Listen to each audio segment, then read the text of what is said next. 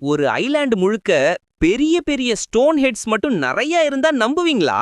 South Pacific ஓஷன்ல இருக்கும் Easter ஐலாண்ட்ல தான் இந்த விசித்திரமான ஸ்டாச்சூஸ் இருக்குது. இந்த ஸ்டாச்சூஸ் தான் மோஆய் ஸ்டாச்சூஸ்னு சொல்லுவாங்க.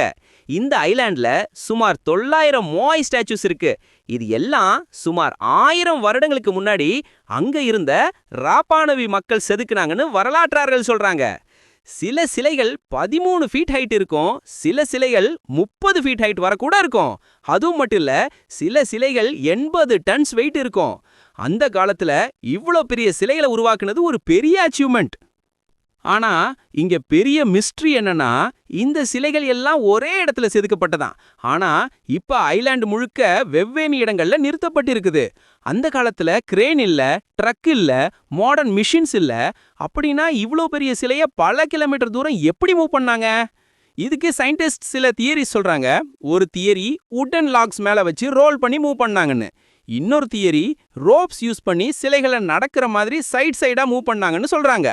ஆனா உண்மையான மெத்தட் என்னன்னு இன்னும் கன்ஃபார்ம் ஆகல. அதனால தான் ஈஸ்டர் ஐலாண்ட்ல இருக்கும் இந்த மோஆய் ஸ்டாச்சூஸ் இன்னும் உலகின் பெரிய மிஸ்ட்ரீஸ்ல ஒன்று.